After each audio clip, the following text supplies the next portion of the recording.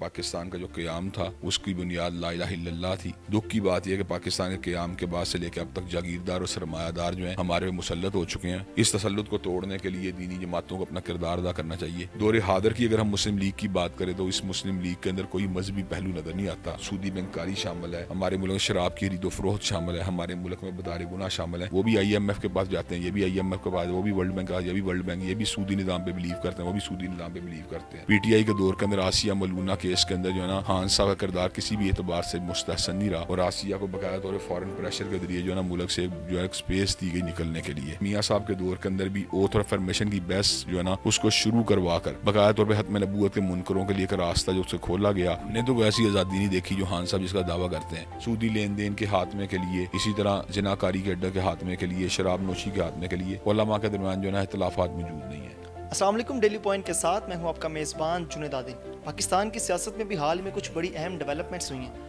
اس پر بات کرنے کے لیے آج میرے ساتھ موجود ہے معروف مذہبی اسکالر علامہ ابتسام الہی ظہیر صاحب، جنہوں نے اب سے کچھ دن پہلے ایک بیان دیا کہ آپ کسی بھی سیاسی جماعت کو، چاہے وہ پی ٹی آئی ہو یا نون لیگ، آپ کسی کو ووٹ نہ دیں بلکہ دینی جماعتوں کو بھرپور سپورٹ کریں۔ اس حوالے سے ان کا کیا موقف ہے، یہ بیان آخر انہوں نے کیوں دیا، آئیے ان سے جانتے ہیں۔ السلام علیکم۔ وعلیکم السلام ورحمۃ اللہ وبرکاتہ۔ کامیابی یا ناکامی اللہ تبارک و تعالیٰ کے ہاتھ میں ہے، لیکن ایک نظریاتی بنیاد کے اوپر کنٹیسٹ کرنا اور دینی جماعتوں کے کاز کو آگے لے کے چلنا، یہ میرا ایک جو ہے نا پیشن ہے، اور میں اس بات پہ بلیو کرتا ہوں کہ پاکستان کا جو قیام تھا اس کی بنیاد لا الہ الا اللہ تھی۔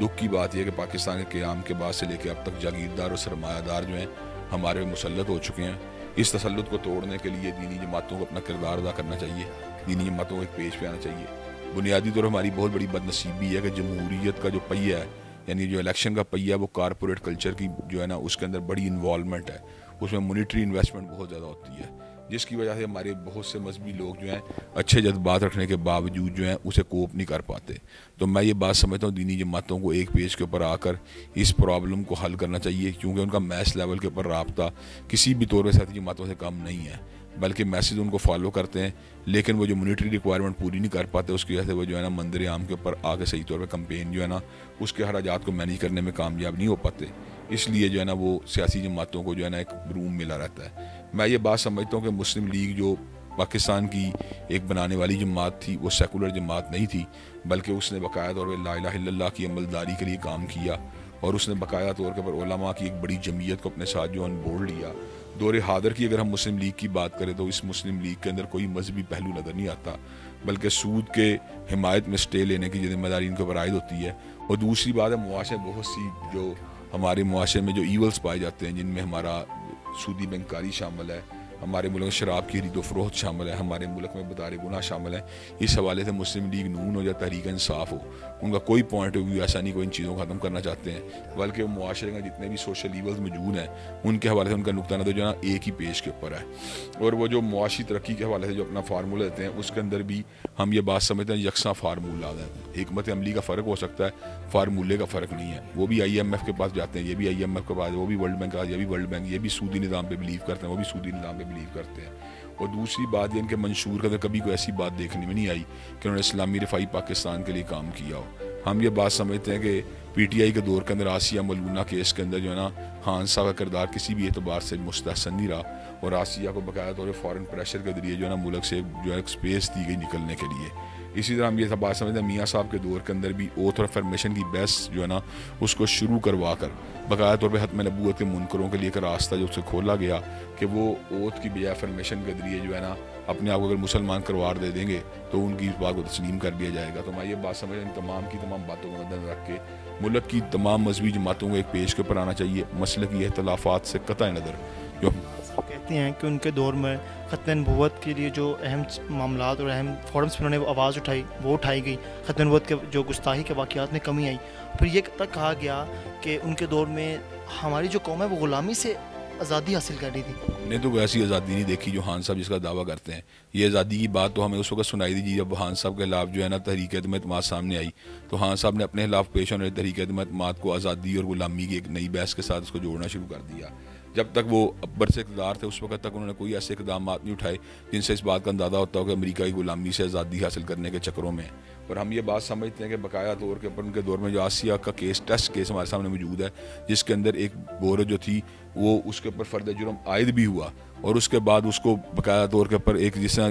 جو ہے نا ریویو کے ذریعے جو ہے نا اپر کورٹس کے ذریعے اس کو ریلیف دلوا کے باقاعدہ طور کے اوپر باہر جو اس کو بھجوا دیا گیا. تو میں یہ بات سمجھتا ہوں کہ پریکٹیکلی کسی بھی طور کے اوپر انہوں نے حرمت رسول صلی اللہ علیہ وسلم کے حوالے سے کوئی ایسے اقدامات نہیں کیے. پھر فرانس کے مسئلے کے اوپر ملک کے اندر جو سارا کا سارا معاملہ ہوا, بہت سے لوگ جو حرمت رسول اللہ صلی اللہ علیہ وسلم کے ساتھ وابستگی رکھنے والے تھے ان لوگوں کو باقاعدہ طور کے اوپر جو ہے نا ٹارچر کیا گیا, دیتوں کا نشانہ بنایا گیا, اور فرانس کے اس سرکاری قدم کے خلاف کوئی ایسا مؤثر قدم نہیں اٹھایا گیا جسے حوالے کے طور کے اوپر ڈیل کیا جا سکے. تو میں یہ بات سمجھتا ہوں یہ دو ٹیسٹ کیس, ایک فرانس کے صدر والی بات اور فرانس کے سرکاری موقف والی بات, اور دوسری آسیہ کا کیس ہمارے سامنے ہے. تو اس حوالے سے ہم یہ بات کسی بھی طور کے اوپر جو قبول کرنے کے لیے تیار نہیں. دوسری بات ہے شراب کے بارے میں باقاعدہ طور پر ووٹنگ ہوئی تو پی ٹی آئی اور مسلم لیگ کے جو پارلیمنٹیرینس تھے ان کا ووٹ ایک طرف تھا, صرف متحدہ مجلس عمل نے شراب کی مخالفت کے اندر جو تھا ووٹ کاسٹ کیا تھا. تو یہ باتیں جو ہے نا سمجھ آتی ہیں کہ دینی جماعتوں کا بینٹ آف مائنڈ جو ہے وہ بالکل اور ہے, سوچنے کا انداز اور ہے, اور جو ہماری سیکولر جو بڑی جماعتیں ان کا سوچنے کا انداز اور ہے. اور سیکولر کا مطلب بنیادی طور پر یہ ہے کہ یہ مذہب کو ریاست کے معاملات میں دخل کرنے کے لیے تیار نہیں ہے. تو جو مذہب کو ریاستی معاملات سے جدا کرنے والی جماعتیں ہیں, ہم کسی بھی طور کے پر ان جماعتوں کو جو ہے نا میں سمجھتا ہوں ہم ان کی تائید نہیں کرنی چاہیے. کئی لوگ یہ بات کہتے ہیں اور اس مطلب میں اپنا پیش کرتے ہیں کہ علماء کو لوگ ووٹ نہیں دیتے اس لیے ان کو یہ کام نہیں کرنا چاہیے. مؤذن کا کام اذان دینا ہوتا ہے, اس کی یہ ذمہ داری نہیں ہے کہ نمازی مسجد میں آئیں یا نہ آئیں, اس کا کام اذان دینا ہے. تو اس لیے علماء حق کو اس بات کی جو ہے نا باقاعدہ طور پر دعوت دینی چاہیے کہ وہ دینی طبقات اور دینی جماعتوں کو سپورٹ کریں. اس کی وجہ کہ ہم نے سارے نظامات مالیاں ساری پارٹیوں کو ازما لی ہے, کوئی پارٹی بھی ایسی ثابت نہیں ہوئی جس نے صحیح طور پر اسلام اور پاکستان کی خدمت کی ہو. اب مذہبی جماعتوں کو اس بات کا موقع دینا چاہیے کہ اسلام اور پاکستان کی خدمت کے لیے فرنٹ پہ آئیں, اور ہم عوام سے اس بات کی اپیل کرتے ہیں کہ اپنے اپنے حلقہ انتخاب میں جو بھی مذہبی جماعت کا اچھا امیدوار آپ کو نظر آتا ہے آپ اس کو سپورٹ کریں. اور دینی طبقات سے ہم اس بات کی اپیل کرتے ہیں کہ آپ آپس میں نیگوشیٹ کرنے کے بعد کسی ایک کینڈیڈیٹ کے اوپر اتفاق کریں تاکہ ووٹ بینک جو ہے نا وہ کراس دی بورڈ جو ہے نا سارا کا سارا جمع ہو, اور اس کے ساتھ ہم مل کے سیکولر جماعتوں کا مقابلہ کر سکیں. میں نے جماعت اسلامی کے امیر سراج الحق صاحب نے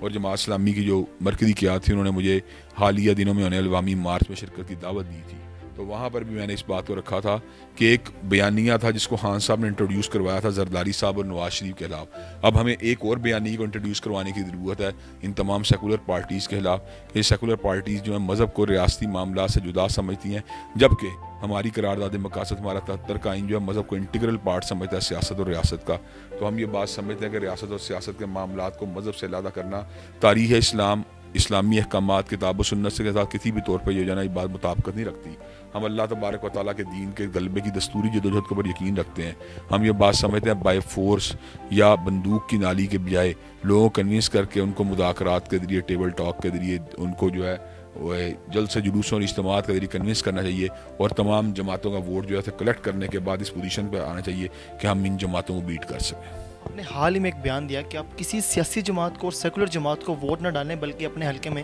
مذہبی جماعت کو سپورٹ کریں. آپ کو لگتا ہے ایسے کرنے سے جو ایک تاثر قائم ہے کہ ہم غلامی کی زندگی گزار رہے ہیں ہم اس سے آزادی حاصل کر سکتے ہیں؟ بالکل, ہم یہ بات سمجھتے ہیں کہ جب تک ہم اصل پاکستان کی اساس کی طرف نہیں آئیں گے, پاکستان کا مطلب کیا لا الہ الا اللہ کی طرف نہیں آئیں گے, ایک اسلامی فلاحی ریاست کے لیے جو حضرت قائد اعظم نے جدوجہد کی تھی اور حضرت علامہ اقبال نے جو باقاعدہ طور پر پاکستان کا نقشہ بنایا تھا, جب تک ہم اس کو امپلیمنٹ کرنے کے لیے بھرپور انداز میں آواز نہیں اٹھائیں گے پاکستان کے مسائل حل نہیں ہو سکتے. اپنی ذاتی سیاسی جماعت بنائیں گے یا تمام مذہبی جماعتوں کے اشتراک کے ساتھ مل کر ایک فورم پر الیکشن لڑیں گے؟ ہم یہ بات سمجھتے ہیں کہ سیاسی نئی جماعت بنانے کی ضرورت نہیں. ہماری جماعت جو مرکزی جمعیت الحدیث جو ہے پہلے سے موجود ہے. ہم اللہ تبارک و تعالیٰ کے فضل و کرم سے اس کا جو ہے سارا کا سارا جو ہے نا ڈائریکشن اور اس کے پوائنٹ آف ویو کو یہ درست کریں گے, اور اس کو اس حوالے سے جو ہے نا ایک بڑی جماعت اور ایک بڑے فورم کے طور پر سامنے لے کے آئیں گے کہ وہ دیگر جماعتوں کے ساتھ مل کے ملک میں غلبہ دین کے لیے کام کریں. علامہ صاحب, مختلف فقہی معاملات میں پاکستان کے علماء کرام میں بہت سے اختلاف پائے جاتے ہیں. آپ کو لگتا ہے وہ تمام اختلافات بھول کر سیاست کے اندر ایک مخصوص کینڈیڈیٹ کو سلیکٹ کرنے میں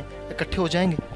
ہم یہ بات سمجھتے ہیں کہ جو فنڈامنٹل جو ضروریات دین ہے ان کے اوپر تمام علماء کا اتفاق ہے, اور اس کے ساتھ ساتھ اللہ تبارک و تعالیٰ کے فضل و کرم سے توحید, رسالت, ختم نبوت, بیت اللہ شریف کا قبلہ ہونا, قرآن کی کتاب ہونا, نبی کریم صلی اللہ علیہ وسلم کے فرامین کی اہمیت, یہ تمام باتیں مسلم ہیں. سودی لین دین کے خاتمے کے لیے, اسی طرح زناکاری کے اڈے کے خاتمے کے لیے, شراب نوشی کے خاتمے کے لیے علماء کے درمیان جو ہے نا اختلافات موجود نہیں ہیں. باقی فقہی اختلافات اپنی جگہ پر موجود رہیں, لیکن اس کے باوجود جو فنڈامنٹل ہمارے نکات ہیں ان کے اوپر اگر ہم کنسنسس ڈیولپ کر لیتے ہیں और उसके साथ साथ हम अल्लाह तबारक व तआला के फजल व करम से इस बात के ऊपर मुत्तहिद होते हैं कि हम पाकिस्तान की जो जिस बुनियाद पर बनाया गया था उस मकसद को हासिल करने के लिए जदोजहद करेंगे। तो ये काम जो फीजिबल है, इसके लिए मेहनत ज़रूर करनी पड़ेगी, लेकिन ये कोई नामुमकिनात में से नहीं है। 2023 में आम इंतखाबात होने जा रहे हैं, पाकिस्तान के अवाम को कोई पैगाम देना चाहेंगे? हम ये बात समझें 2023 के इंतखाबात के लिए अवाम को अपने जहन को यकसू करके दीनी जमातों का साथ देने के लिए मादा तैयार हो जाना चाहिए। शुक्रिया जी, मेरे साथ इस वक्त अल्लामा इब्तिसाम इलाही ज़हीर साहब मौजूद थे और 2023 के इंतखाबात के हवाले से इनका क्या पैगाम था और ये जो बयान इन्होंने दिया कि आपने किसी जमात को वोट नहीं देना, आपने सिर्फ मजहबी जमातों को सपोर्ट करना, वो क्यों दिया, वो सब आपने जाना। अपने मेज़बान जुनैद आदिल को दीजिए इजाज़त। अल्लाह ने के बाद।